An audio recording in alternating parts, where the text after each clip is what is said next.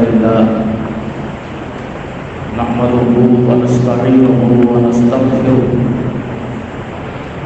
ونعوذ بالله من شرور أنفسنا ومن سيئات أعمالنا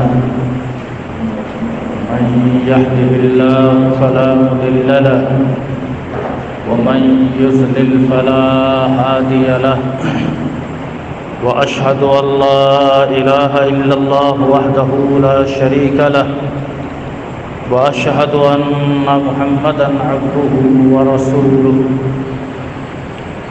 أما بعد فإن خير الحديث كتاب الله وخير الهدي هدي محمد صلى الله عليه وسلم وشر الأمور محدثاتها وكل محدثة بدعة وكل بدعة ضلالة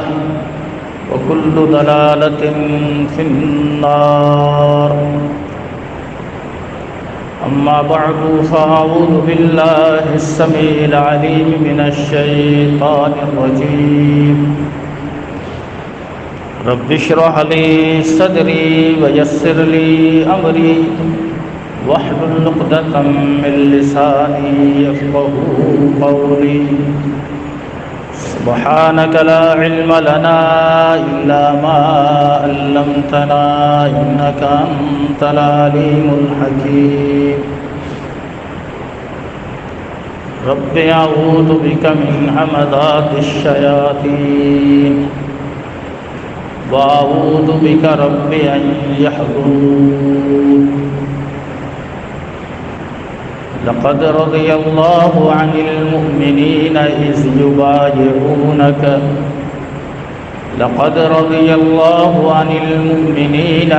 يبايعونك تحت الشجرة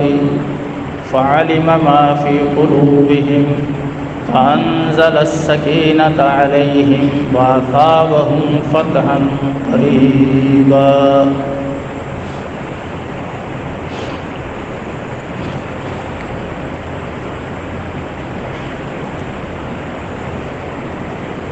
ہر قسم کی تعریف، بڑائی، کبریائی اللہ وحدہ لا شریک کے لیے لائق اور زیبا ہے، جس نے اس کائنات کے اندر انسان کو تمام مخلوق سے احسن بنایا ہے، اشرف بنایا ہے، اکرم بنایا ہے. اور یہی نہیں کہ اللہ تعالیٰ نے اس انسان کو تمام مخلوق میں شرف اور کمال سے نوازا ہے، بلکہ اللہ تعالیٰ نے اس کی ہدایت اور رہنمائی کے لیے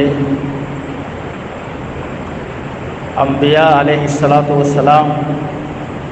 کی صورت میں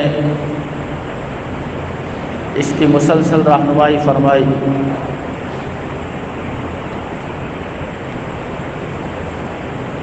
اور ایک انسان اگر صحیح معنی کے اندر مسلمان بننا چاہتا ہے تو اسے چاہیے کہ وہ تعلیمات جو اللہ تعالیٰ نے نافذ کی ہیں، نازل کی ہیں، ان تعلیمات کو اپنائے اور ان تعلیمات کی روشنی کے اندر اپنے عقیدے اور عمل کو بہتر بنائے، تاکہ وہ دنیا میں بھی سرخرو ہو جائے اور آخرت میں بھی کامیاب ہو جائے. عید الاضحیٰ کے ایام کے گزرنے کے بعد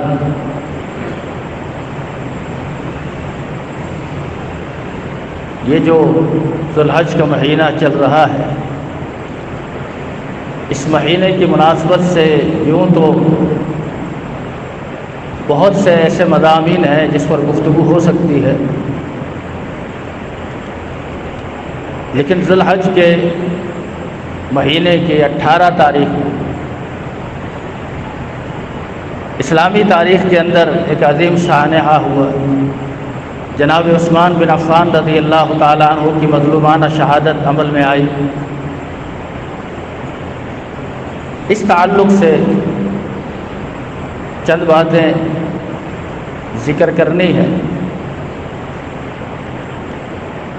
جناب عثمان رضی اللہ تعالیٰ عنہ کا ایک اپنا مقام اللہ کے رسول صلی اللہ علیہ وسلم کی زبان ترجمان سے یہ صحابہ نے روایت کیا، لیکن سب سے پہلے اس نقطے کو ہی خالی سمجھ لیا جائے کہ صحابیت بھی ایک شرف ہے، اور یہ شرف کوئی معمولی شرف نہیں۔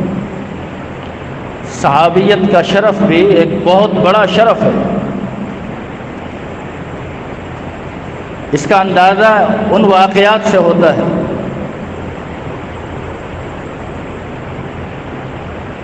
کہ سوید بن غفلہ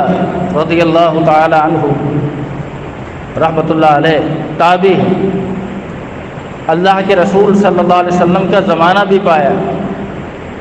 اور آپ کے زمانے میں ایمان بھی لے آئے۔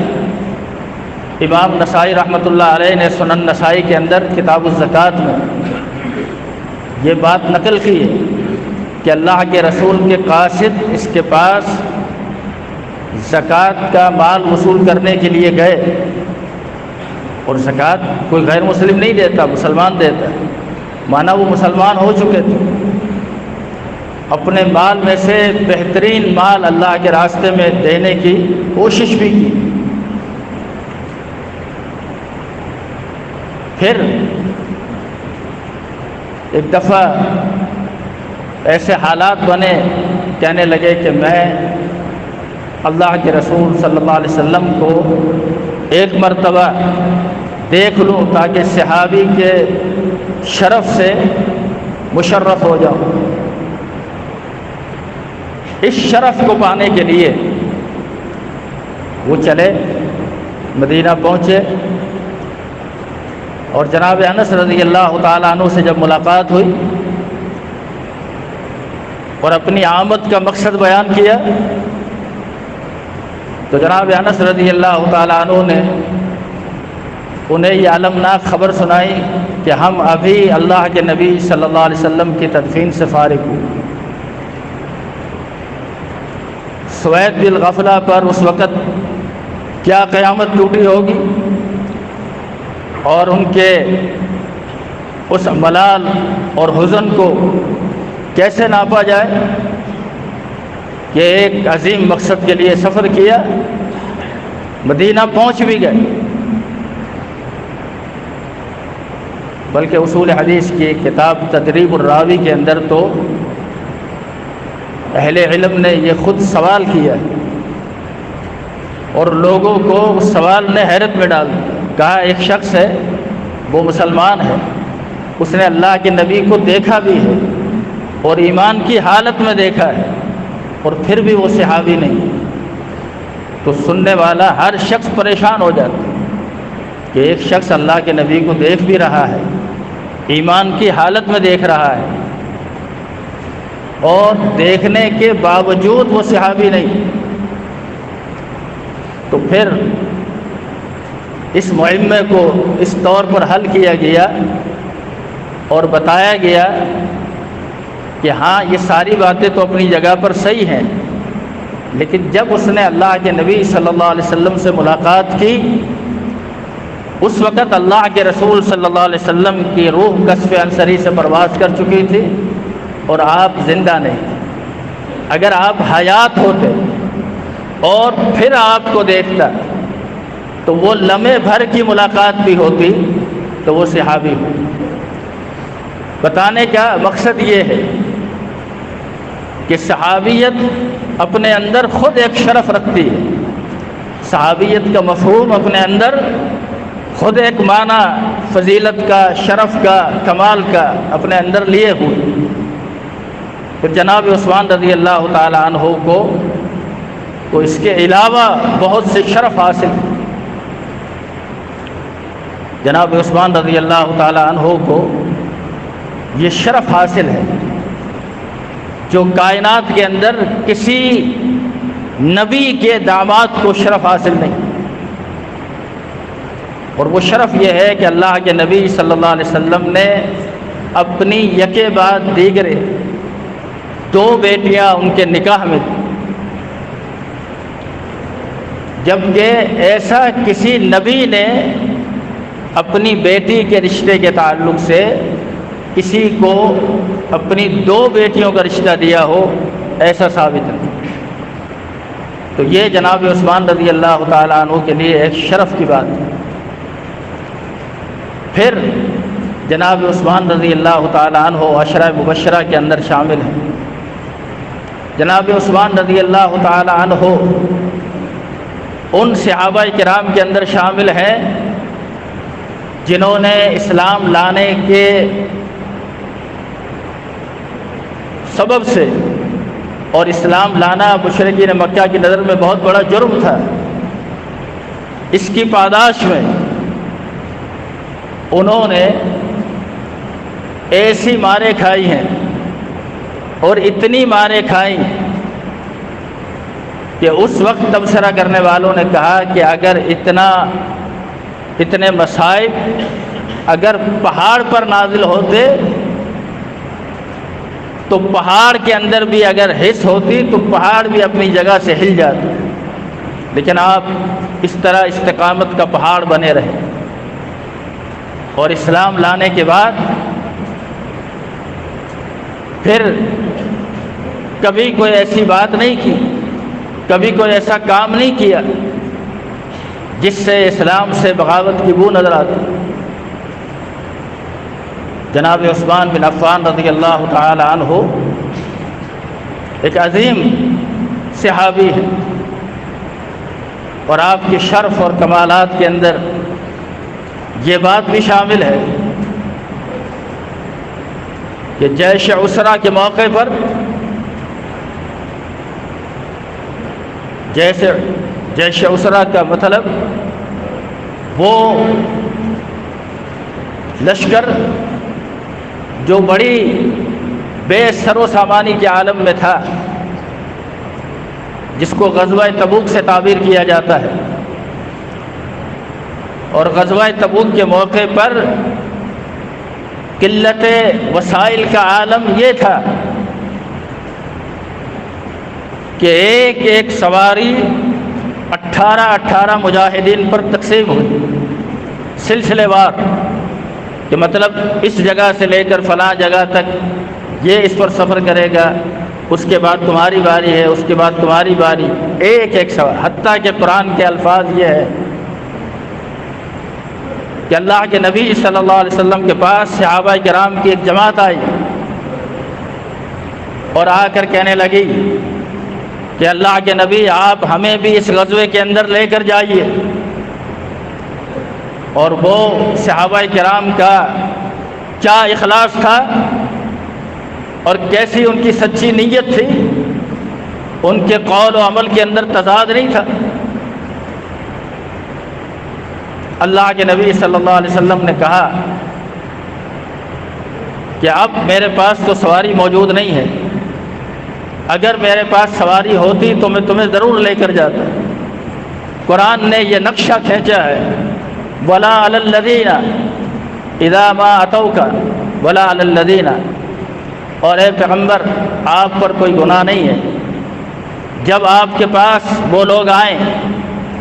جو آپ سے یہ کہیں کہ ہمیں بھی اپنے ساتھ لے کر چلیے، لِتَحْمِلَهُ قُلْتَ لَا أَجِدُ مَا أَحْمِلُكُمْ عَلَيْهِ، اور آپ جواب میں فرماتے ہیں کہ میرے پاس سواری نہیں ہے جس پر تمہیں سوار کر کے اپنے ساتھ لے جاؤں۔ تَوَلَّوْا، جب آپ کا یہ جواب انہوں نے سنا تو وہ دل کے اندر مسکرائے نہیں، خوش نہیں ہوئے کہ اتنی تپتی ہوئی دھوپ کے اندر، سخت گرمی کا موسم تھا، اور اس جگہ کی گرمی، پھر صحرائے عرب کی گرمی، آج کے ان حالات کے اندر اتنے وسائل ہونے کے بعد عرفات کے اندر، منا کے اندر حاجیوں کے ساتھ جو ہوا آپ سب نے دیکھا، تو ذرا اس وقت کا اندازہ کیجئے کہ کیا عالم ہوگا۔ حتیٰ کہ منافقین نے مسلمانوں سے کہا بھی کہ لا تنفروا فی الحر، ایسی گرمی کے اندر اپنے گھروں سے نہ نکلو۔ اللہ نے اپنے پیغمبر پر وحی کی، قل نار قل نار جہنم اشد حرا، اے پیغمبر آپ ان سے کہہ دیجئے جہنم کی آگ تو اس سے بھی زیادہ سخت ہے، اس کا مقابلہ کیسے کرو گے؟ آج اگر اس آگ سے بچنا چاہتے ہو تو کل قیامت کے دن جہنم کی آگ سے کیسے بچو گے؟ تولوا واعینہم تفیض من الدمع، فرمایا کہ وہ لوگ واپس ہوئے، ان کی آنکھوں میں آنسو تھے۔ تولوا واعینہم تفیض من الدم حزنا، افسوس کرتے ہوئے انہوں نے کہا اللہ یجدوا ما ينفقون، کاش اللہ نے ہمیں بھی مال دیا ہوتا، ہم بھی اپنی سواریاں خرید کر اللہ کے نبی کے ہم سفر بن جاتے، آپ کے ساتھ اس قافلے میں شامل ہو جاتے۔ یہ وہ موقع ہے، اس موقع پر آپ نے جب اعلان فرمایا، آپ کی عادت مبارکہ تھی کہ جب بھی کوئی معاملہ ہوتا جمعے کے خطبے کے علاوہ بھی، تو آپ ممبر پر تشریف فرما ہوتے، کھڑے ہوتے، فحمد اللہ واثنا علیہ، آپ اللہ کی حمد و ثنا بیان کرتے، اور پھر آپ لوگوں کو کسی معاملے میں توجہ دلانی ہوتی، ترغیب دلانی ہوتی، تو آپ اس کی طرف اشارہ فرماتے۔ آپ نے اس جیش اسرا کے تعلق سے اس کا پس منظر پیش کیا، صحابہ سے اپیل کی۔ جب آپ نے اپیل کی، جناب عثمان فوراً کھڑے ہوئے، کہا علیہ مئۃ بعیر، اللہ کے رسول میرے ذمہ ہے 100 اونٹ، مع اکتافها واسلاحها، اے اللہ کے نبی صلی اللہ علیہ وسلم میں ان کو ساز و سامان کے ساتھ مکمل طور پر پیش کرتا ہوں 100 اونٹ۔ روایات کے اندر، مسند احمد کے اندر یہ الفاظ ہیں کہ جناب عثمان رضی اللہ تعالیٰ عنہ نے اس موقع پر اللہ کے نبی کے بار بار اعلان پر 900 اونٹ اور 100 گھوڑے، 1000 جو جہادی سامان تھا، گھوڑے تھے، اونٹ تھے، وہ پیش کیے۔ روایت کے الفاظ ہیں اللہ کے نبی صلی اللہ علیہ وسلم ممبر سے نیچے اترے، اور اس سے پہلے آپ نے فرمایا ما در علی عثمان ما عمل بعد اليوم، آج کے بعد عثمان پر کسی قسم کا کوئی گناہ نہیں، عثمان آج کے بعد کوئی عمل بھی نہ کرے تو وہ جنت میں جائے۔ آج کے بعد عثمان کوئی عمل نہ کرے، میں بڑے وثوق کے ساتھ، بڑے دعوے کے ساتھ، بڑے پر اعتمادیت کے ساتھ یہ عرض کر رہا ہوں کہ اس لفظ کا معنی یہ ہے کہ عثمان آج کے بعد کوئی عبادت نہ کرے، اللہ نے پھر بھی اس کو جنت عطا کر دی۔ آپ کیا سمجھتے ہیں جناب عثمان رضی اللہ تعالیٰ عنہ نے اس قسم کی بشارت سننے کے بعد اپنے آپ کو جنت کا ٹھیکیدار سمجھ لیا اور آپ عبادات سے بے پرواہ ہو گئے، مستغنی ہو گئے؟ نہیں، دیکھنے والوں نے دیکھا کہ جناب عثمان رضی اللہ تعالیٰ عنہ جب کسی جنازے میں شریک ہوتے ہیں تو دیکھنے والوں نے دیکھا کہ آپ کی داڑھی مبارک آنسوؤں سے تر ہو جاتی۔ کہا گیا آپ پر جہنم کا ذکر بھی کیا جاتا ہے، آخرت کے مناظر بھی ذکر کیے جاتے ہیں، لیکن آپ کو کبھی اتنا روتے ہوئے نہیں دیکھا گیا جتنا آپ تدفین کے موقع پر قبر کو دیکھ کر روتے ہیں۔ فرمایا هذه اول منزلۃ من منازل الآخرہ، یہ آخرت کی منزل میں سب سے پہلی منزل ہے۔ فمن نجا فما بعده ایسر، جو یہاں کامیاب ہو گیا بعد آنے والا مرحلہ اور زیادہ آسان ہے، اور جس کی یہیں پکڑ ہو گئی اس کے لیے تو آگے تمام مراحل مشکل ہے۔ عالم یہ ہے ہم تو چند ایک اعمال کر لے، اللہ کسی کو کسی عمل کی توفیق دے دے تو جب تک اس کا تمام لوگوں میں شہرہ نہ ہو جائے ہمارے نام کی تخلیق نہ لگ جائے، ہماری لوگوں کے اندر واہ نہ ہو جائے، اس وقت تک ہم سمجھتے ہیں ہم نے کوئی کام ہی نہیں کیا۔ اخلاص کا پیکر یہ لوگ تھے، اولئک هم المؤمنون حقا کے مصداق یہ لوگ ہیں، اولئک هم الراشدون انہیں کہا گیا ہے، اولئک هم الفائزون کامیاب حقیقی معنی میں یہ لوگ ہیں، اولئک هم المفلحون لهم درجات عند ربهم ومغفرۃ ورزق کریم، ان کو کہا گیا کہ اللہ تعالیٰ نے انہیں اگر اتنے شرف اور کمال سے نوازا ہے تو آپ نے کوئی عمل کے اندر سستی نہیں پیدا کر۔ اللہ نے اپنے نبی کے بارے میں بھی تو یہ فرمایا ہے کہ اللہ نے آپ کے اگلے پچھلے سارے گناہ معاف کر دیے۔ عائشہ رضی اللہ تعالیٰ عنہ نے کہا اللہ کے نبی سے کہ اللہ کے نبی آپ اتنا لمبا قیام فرماتے ہیں، اتنا لمبا رکوع، اتنا لمبا سجدہ، حتیٰ کہ فرماتے ہیں کہ بعض دفعہ مجھے دل میں یہ خیال آتا کہ اللہ کے نبی سجدے کی حالت میں انتقال کر گئے، اور میں جانچنے کے لیے آپ کے انگوٹھے کو پکڑتی اور آپ اسے ہلا دیتے، جس سے یہ پتہ چلتا کہ آپ باقید حیات ہیں۔ اور جب میں نے آپ سے کہا کہ کیا یہ بات اس طرح نہیں کہ اللہ نے آپ کے اگلے پچھلے سارے گناہ معاف کر دیے، پھر آپ اتنی عبادت، اتنا طویل قیام، طویل رکوع، وہ فرمایا کہ عائشہ افلا اکون عبدا شکورا، میں اللہ کا شکر گزار بندہ نہ بنوں؟ اگر مالک نے مجھ پر یہ احسان کیا، اللہ نے مجھ پر یہ کرم کیا، تو میرا بھی تو حق بنتا ہے میں اللہ کا شکر گزار بندہ بنوں۔ اگر اللہ نے آپ کو کبھی کسی کام کی توفیق دے دی تو اس پر اللہ کا شکر ادا کیجیے۔ بہت سے کروڑوں پتی ایسے ہیں جن کی دولت کا کوئی شمار نہیں۔ میں نے شیخ صالح الحدمید کا ایک بیان سنا، وہ فرمانے لگے کہ میں بیت اللہ، میں نے سعودیہ کے اندر ایسے لوگوں کو کے بارے میں جانتا ہوں جو ملینر ہے، ان کی دولت کا کوئی شمار نہیں، اور رہتے بھی سعودیہ میں ہیں، لیکن فرماتے ہیں ما حج بیت اللہ، اللہ کی قسم انہوں نے بیت اللہ کا حج نہیں کیا۔ کیا سمجھتے ہیں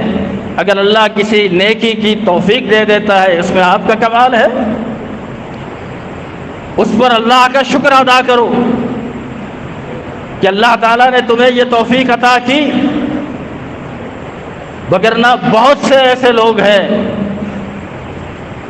جو ان تمام سعادتوں سے، ان توفیقوں سے محروم ہیں۔ میں عرض کر رہا تھا جناب عثمان کے بارے میں اللہ کے رسول صلی اللہ علیہ وسلم نے اس طرح فرمایا کہ آج کے بعد تم کوئی عمل بھی نہ کرو، تب بھی تمہارے لیے کوئی نقصان والی بات نہیں۔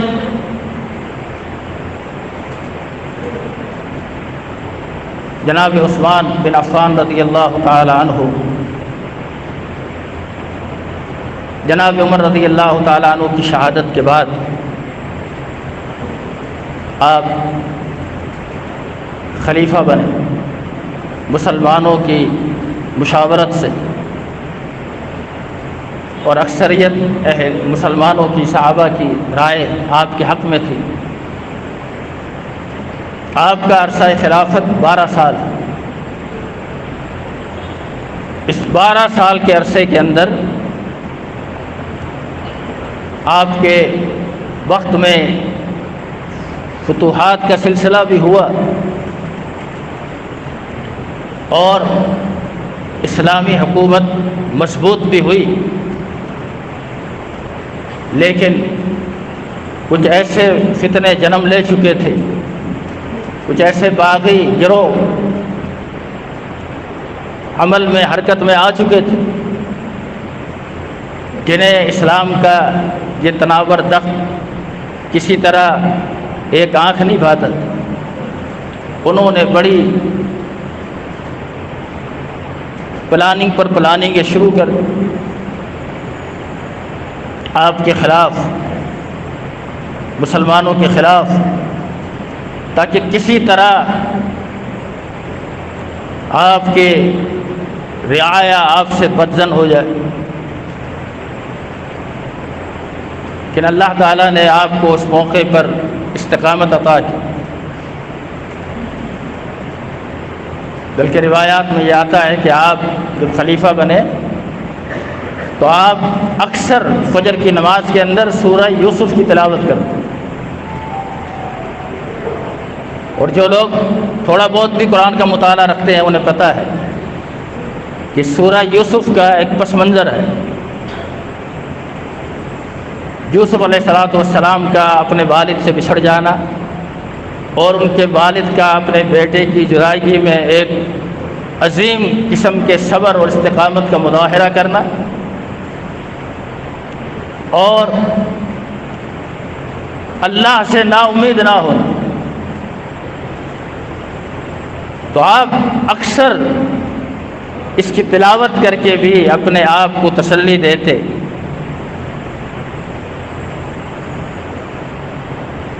آپ کے خلاف یہ سلسلہ رکا نہیں،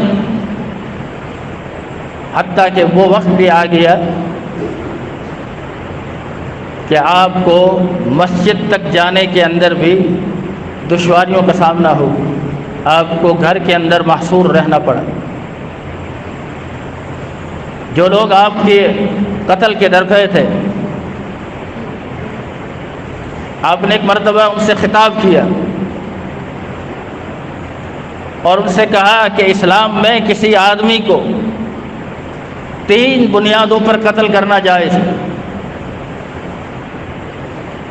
نمبر 1 وہ زنا بعد احسان، جو شادی شدہ ہو کر بدکاری کرے، اور میرے کردار اور پاک دامنی کا عالم یہ ہے کہ میں نے کبھی زمانہ جاہلیت کے اندر بھی یہ عمل نہیں کیا، اسلام میں رہ کر تو بہت دور کی بات۔ کبھی زمانہ جاہلیت کے اندر آپ نے شراب نہیں پی، کبھی زمانہ جاہلیت کے اندر آپ نے بت پرستی نہیں کی، اور نہ اس طرح کی کوئی بدکاری کی۔ دوسرے نمبر پر فرمایا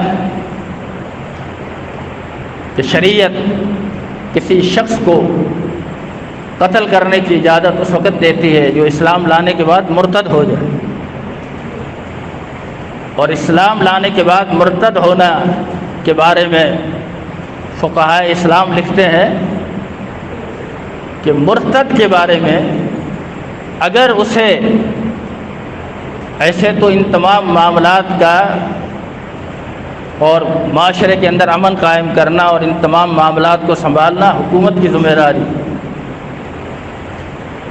لیکن ارتداد اتنی خطرناک چیز ہے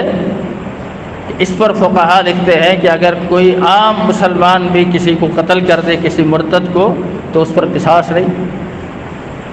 تو آپ فرماتے ہیں کہ میں نے جب سے اللہ کے نبی کے ہاتھ پر بیعت کی، میں نے کبھی کوئی ارتداد والا کام نہیں کیا جس کی بنیاد پر تم میرے قتل کے در پہ ہوتے، اور نہ ہی کبھی میں نے کسی مسلمان کا ناحق خون بہایا۔ تو یہ 3 وجوہات ہو سکتی، لیکن ان میں سے کوئی وجہ بھی مجھ پر صادق نہیں آتی۔ جناب عثمان بن عفان رضی اللہ تعالی عنہ کے تعلق سے یہ کچھ باتیں کر کے میں آپ کی توجہ اس بات کی طرف دلانا چاہتا ہوں کہ یہ ہماری بڑی بدقسمتی سمجھنی تھی کہ جب بھی کسی صحابی کی وفات یا شہادت کا دن آتا ہے تو ایک مخصوص طبقہ اس دن کسی نہ کسی نام سے خوشی کا اظہار کرتا، کیونکہ معاشرے کے اندر یہ چیز اتنی عام ہے اور اتنی ہائی لائٹ ہے کہ اس کا نام لینے کی ضرورت نہیں۔ یکم محرم ہو تو ابو لول و فیروز کا دن منایا جاتا ہے، اس کا عرس منایا جاتا ہے، جس کا باقاعدہ ایران کے اندر مزار بھی، اور سب جانتے ہیں کہ یہ کون ہے جس نے جناب عمر رضی اللہ تعالیٰ عنہ کو شہید کیا۔ 22 رجب آ جائے تو امیر معاویہ رضی اللہ تعالیٰ عنہ کی شہادت کا دن ہے، اس دن کنڈوں کے نام پر ایک رسم کا اجرا سن 1905 میں کیا گیا۔ زیادہ عرصہ نہیں ہوا ان چیزوں کو شروع ہوئی، سن 1905 میں ہوا۔ امیر مینائی کے گھر سے اس رسم کی ابتدا ہوئی، جو کٹر رافضی تھا، اور جب 18 ذوالحج آتی ہے تو عید غدیر کے نام سے ایک دن منایا جاتا ہے۔ یہ عید غدیر کیا ہے؟ غدیر ایک جگہ کا نام، غدیر خم، مدینہ سے کچھ فاصلے پر، کچھ دنوں کے فاصلے پر وہ جگہ ہے، مقام۔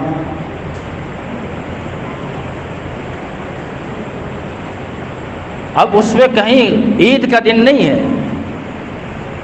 لیکن اس دن کو عید غدیر کے نام سے منایا جاتا ہے، اور تاثر یہ دیا جاتا ہے عام لوگوں میں، عام مسلمانوں میں، کہ یہ وہ دن ہے، اور یہ اس لیے خوشی کا دن ہے کہ اس دن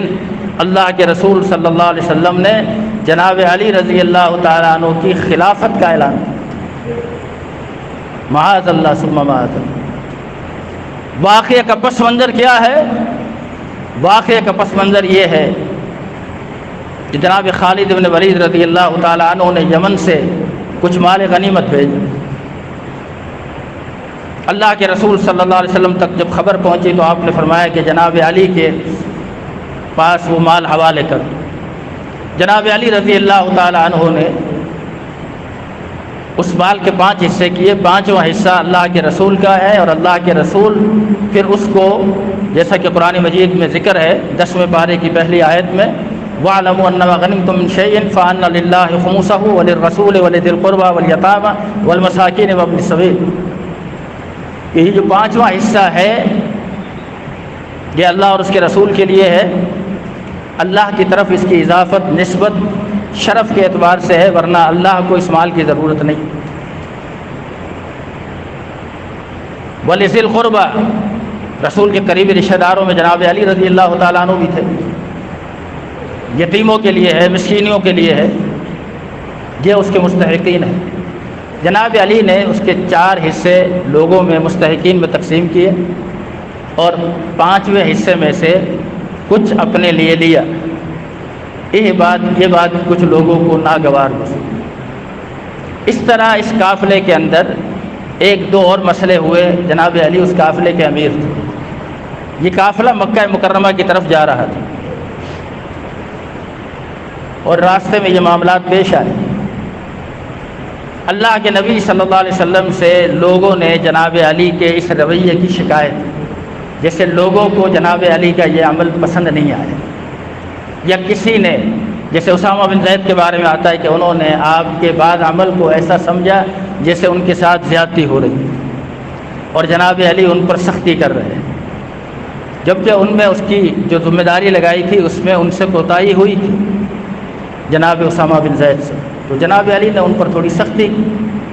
اور جو امیر ہوتا ہے ظاہر ہے اس نے سب کو لے کر چلنا ہوتا ہے، اس نے کسی کی طرفداری نہیں کرنی ہوتی۔ بس یہ چھوٹے چھوٹے 2 واقعات پیش آئے تھے، جس کا صحابہ نے اللہ کے نبی سے شکوہ کیا۔ آپ نے کوئی جواب نہیں دیا۔ آپ حج سے فارغ ہوئے، واپس آ رہے تھے، غدیر خم پر جب پہنچے،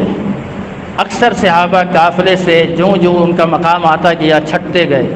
مخصوص لوگ رہ گئے، اور وہی لوگ رہ گئے جنہوں نے یہ باتیں کی تھی۔ تب آپ نے یہ جملہ فرمایا کہ من کنت مولاہ فعلی مولاہ۔ اس کا معنی یہ ہے کہ مطلب میں جس کا مولا ہوں، میں جس کا محب ہوں، جو مجھ سے محبت کرتا ہے وہ علی سے بھی محبت کرے، اس کو علی کے بارے میں دل میں میل نہیں لانا چاہیے۔ یہ ہے اس واقعے کا پورا سیاق و سباق۔ اس کا کہیں یہ معنی نہیں ہے کہ میرے بعد علی رضی اللہ تعالیٰ عنہ خلیفہ ہے۔ اگر اس کا مفہوم یہی ہے، جیسا ایک طبقہ گاتا پھر رہا ہے، اور کچھ کم عقل لوگ آج کل جس کو بھی یہ سوشل میڈیا کا پلیٹ فارم ملا ہوا ہے، اس کی مثال ہماری اردو زبان کے اندر ایک بڑا مشہور محاورہ ہے، آپ نے بھی سنا ہوگا کہ اندھوں میں کانا راجا، کہ سارے لوگ اندھے ہوں اور اس میں ایک آدمی ایک آنکھ سے دیکھنے والا ہو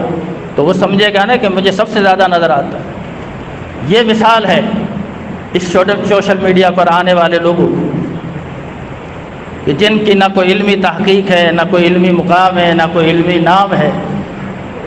جو ان کے منہ میں آتا ہے وہ اگل دیتے ہیں،